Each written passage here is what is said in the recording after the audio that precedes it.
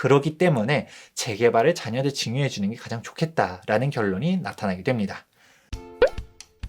안녕하세요. 재개발의 신 김재경 소장입니다. 자, 제가 요즘 상담을 하다 보면 가장 많이 묻기도 하고 혹은 안 물어도 제가 많이 추천하는 부분 중 하나가 바로 증여입니다. 요즘 증여에 대한 고민들이 정말 많고요. 그리고 증여를 실제로 하시는 분들이 정말 많습니다. 일전에 재개발의 신에서도 재개발을 증여하기가 너무 좋다 이렇게 하면서 했었는데 오늘 본격적인 재개발 증여 이야기 한번 이어가 보도록 하겠습니다. 재개발 증여의 장점을 한번 정리해 보았습니다. 우선 이거는 증여의 공통사항이죠. 다주택자 중과를 피한다 라고 설명을 해드렸었고요. 감정평가 금액이 낮아요.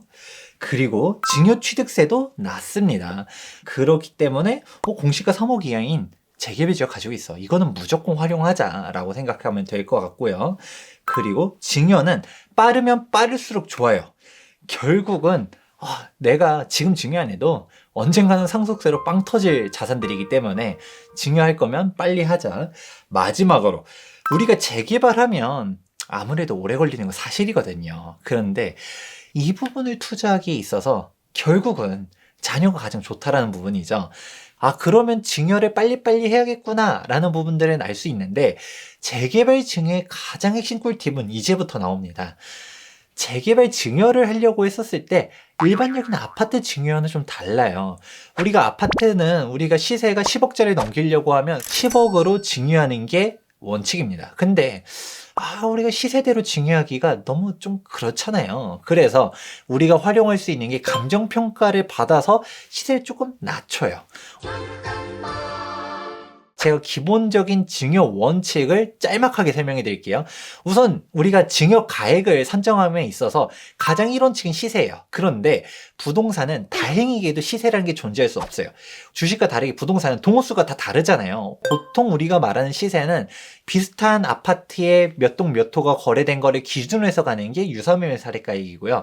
그 다음으로 보는 게 감정가격, 맨 마지막으로는 공시가격인데 참고로 우리 공시가격은 인정받을 수가 없습니다. 이제 감정가격으로 갈 수 있는데 이제 여기서 재개발의 중요한 점이 나타나는데 아파트는 10억짜리 아파트가 있다. 이거 감정평가 받았을 때 얼마 나올까요? 잘해야 5천만 원 싸게 1억 싸기도 좀 쉽지는 않아요.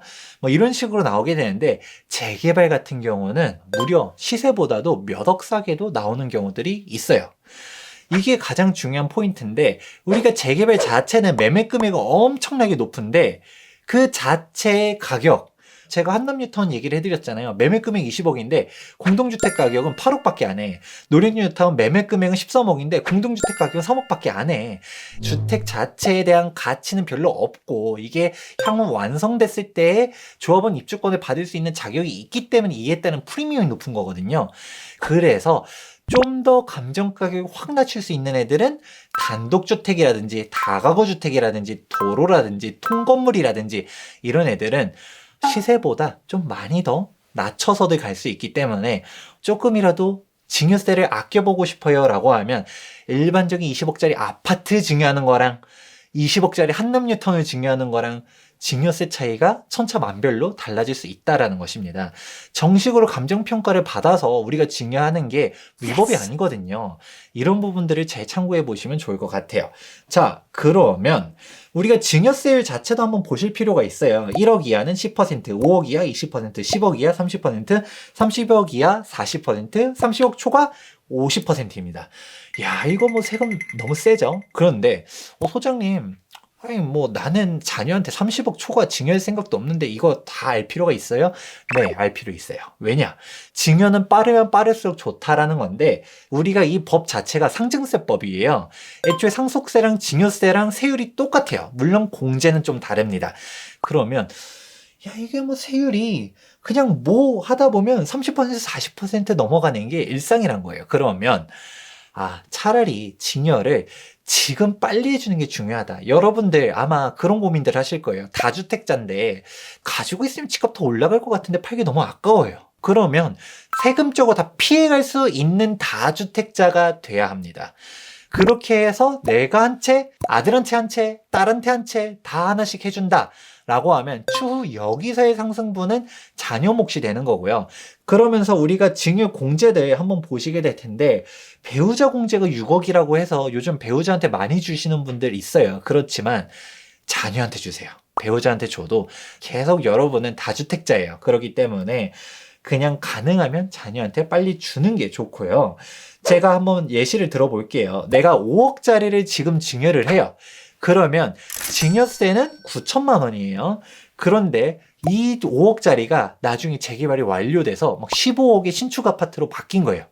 내가 15억을 증여하려고 하면 증여세가 4억 4천만 원이 나오게 됩니다.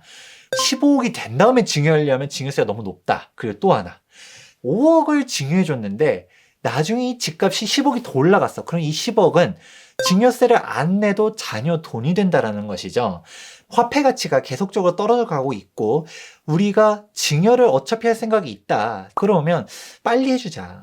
뭐라도 하나 해줘서 나중에 완성될 수 있고, 그렇게 봤을 때 재개발이 가장 좋다는 게 핵심인 것이죠. 왜냐? 재개발 자체가 주변 아파트 가격대들이 안 올라간다 하더라도 안전마진이 보인다가 가장 큰 핵심입니다.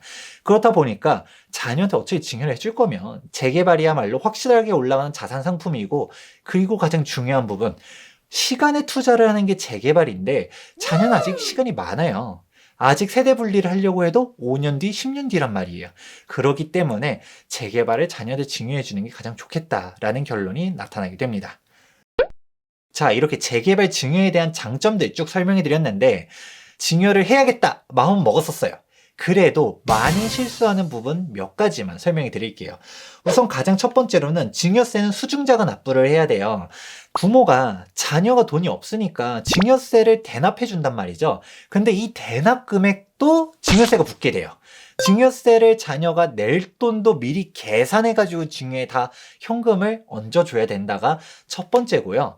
그리고 자녀가 증여세를 낼 돈이 없으니까 뭐 차용증을 써준대라고 하시는 분들도 있지만, 차용증도 양식, 요건 다 맞춰야 되고요.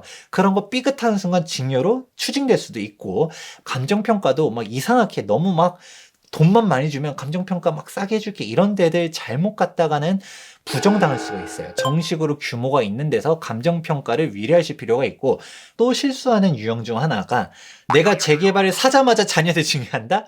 이거는 안 돼요. 제가 가장 처음에 얘기했었던 그 시세에 걸릴 수 있죠. 그렇다 보니까 이런 부분들을 쭉 정리해 보자면, 내가 실질적으로 재개발 증여를 하려고 한다라고 했었을 때 그냥 멋대로 가면 안 돼요. 특히 우리가 일반적인 증여와 다르게 재개발 증여 같은 경우는 일부 전문가분들도 이게 이렇게 해도 돼? 라고 물어보시는 분들이 있어요. 그러니까 내가 정식으로 세무사님 그리고 감정평가사님 잘 찾아가 보시고요. 그리고 한두 명 찾아가는 게 아니라 여러 명 상담해 보셔서 제대로 이해하시는 분과 진행해 보시는 것을 권장해 드리도록 하겠습니다. 오늘은 재개발 증여에 대한 장점들 쭉 정리해 드렸는데요. 그냥 다주택자 되면 안 돼요. 합리적인 다주택자가 되자라고 말을 마무리하면서 오늘 영상 도움되셨길 바랍니다. 그러면 다음에도 좋은 영상 기대가 된다라고 하면 좋아요와 구독하기 눌러주시기 바라면서, 지금까지 부동산 주치 김재경 소장이었습니다. 감사합니다.